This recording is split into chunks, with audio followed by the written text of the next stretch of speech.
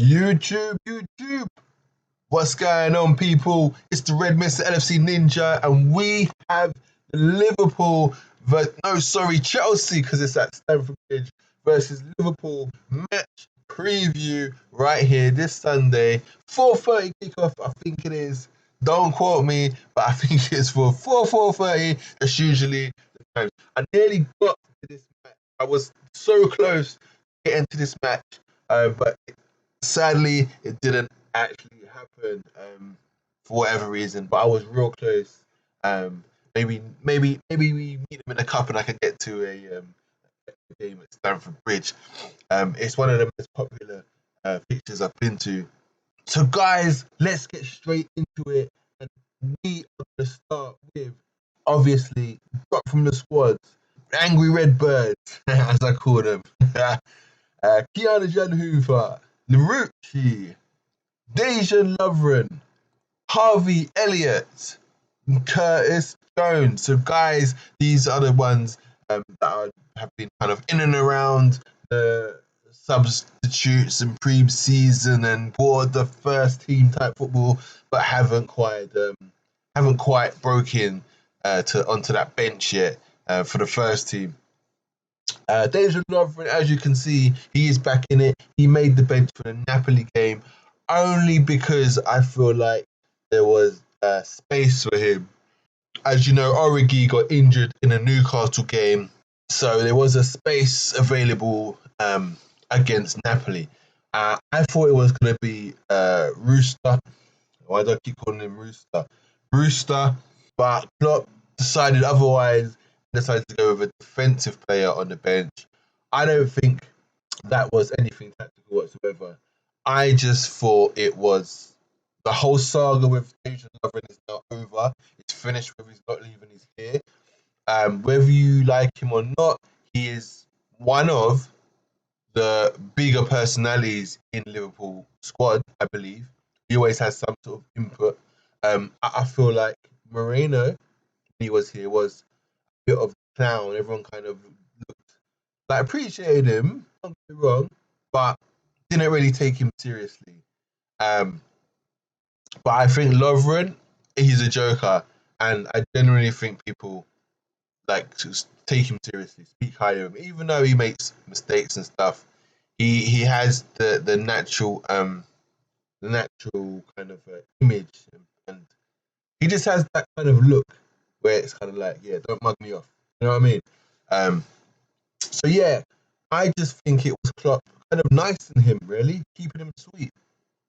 Yeah, right, son, you ain't played for a little while. Go on, jump on the bench. You're not going to play, but jump on the bench. Like, literally, I literally think it was that. I mean, I would have put Brewster. And I would have maybe subbed Salah or Firmino or done something like that in those last 15 minutes and given him, a bit more energy in behind them as they're pushing to try and get still the winner. Especially as they had that tired period where we was really getting hold of the game until the bench does. So yeah, I would have gone with Brewster. And in this game, I would go with Brewster as well. We might see it. But yeah, that's Dejan Lovren's stance at the moment. It's quite possibly going to be on the bench again alongside Gomez. One less attack-minded player, you could argue. With also the fact that you've got Fabinho. Remember, Fabinho can always drop into centre-back. And Milner can also drop left or right back. So Henderson can do right back job. So we've got cover. So this is what allows us to have a really offensive bench. Putting Dejan Lovren there for a Napoli game, and he's not played all season, it makes no sense. Guys, he's just blatantly nicing him. He's nicing him up. That's all it is. So it'll be interesting to see what happens this Sunday at Stamford Bridge. We move on, guys. Injury list, as you know, Divock Origi, Alisson, Keita. Alisson isn't far away. Keita has restarted first team training. I don't think today is his first restart. I think he's been training. I think he joined the sessions before the Napoli was in light training some point before the Napoli, and I think in Napoli he was, but obviously he didn't make the squad because he wasn't fit. Now he's returned to full first team training, which means he's fully fit, and I guess means he's a choice. I expect to see him possibly on the bench against Chelsea as a last resort, maybe last 5 minutes, 10 minutes. But yeah, I would not like us to rush him back. So as much as I'd like to see him, maybe a good match to get him some game time is, I think, MK Dons after Chelsea. That'd be perfect for him. Maybe rack up a goal, play 70 minutes, find his feet. That'd be a good game for him to come back in. This one, not sure. Not sure. Not unless we're comfortably winning 2 or 3-0 by 60, 70 minutes. Which, with the rate of Mane and Salah shooting, striking at, and not passing to each other, God only knows. Yeah, so Origi, not sure on the extent of his injury just yet. But I don't think it's much. You might see him on the bench.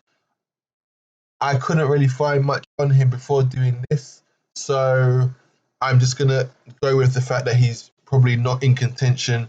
Most of the talk is about Brewster being on the bench. So yeah, guys, Alisson will soon be back. But the question for you guys is, does he replace Adrian straight away? Adrian hasn't done anything wrong, and Adrian is getting better and better and better and better.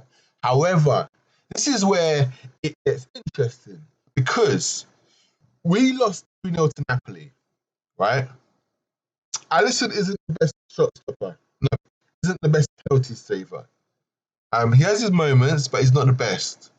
Now, the reason why I would choose Alisson is because you can't blame Adrian for not saving the second goal versus Napoli when Van Dijk made the mistake.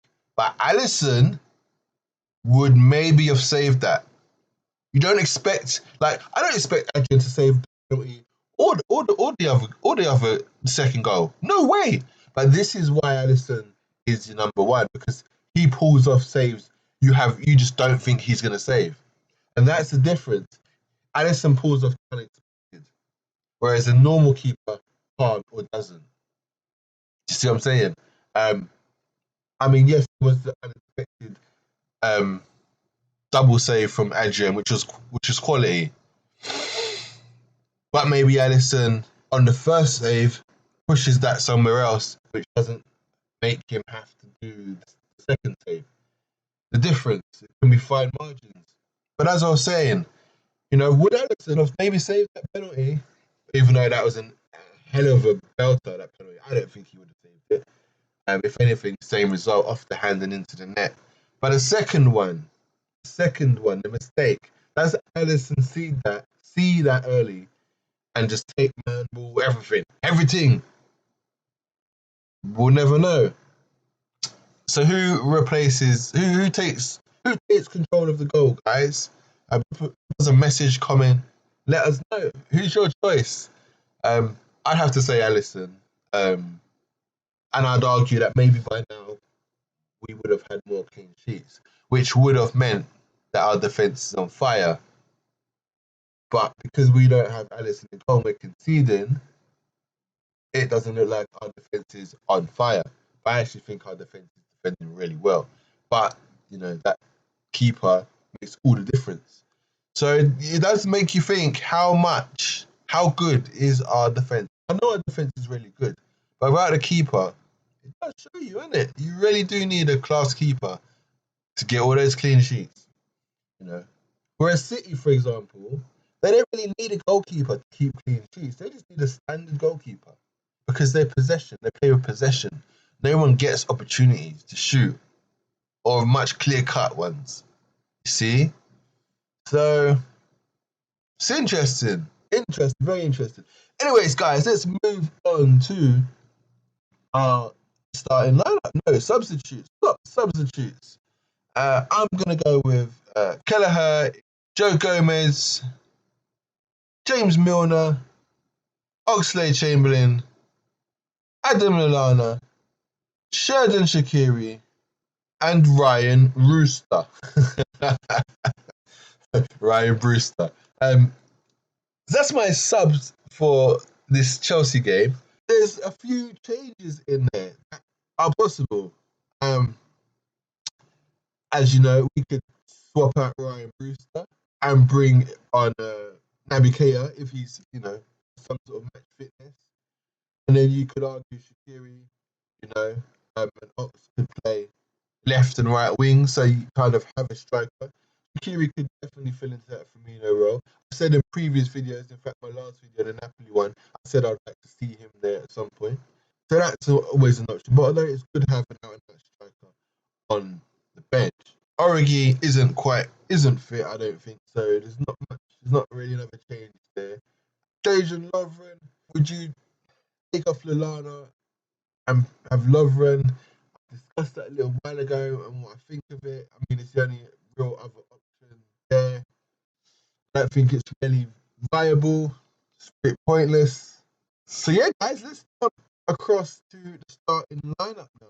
So obviously, Adrian in goal, Robertson at left back, Van Dijk, Matip, Trent Alexander-Arnold, Jordan Henderson, Fabinho, Gini Wijnaldum, Mohamed Salah, Roberto Firmino, and of course Sadio Mane. So that is the obvious team. You all probably could have guessed that. I'm not even going to lie. You could have guessed that. Defense stays the same. I'm not sure how Robertson, his ankle is doing currently after the Napoli game. Obviously, if he's unfit or he can't play, do we bring Larouche in? Which I don't think we do.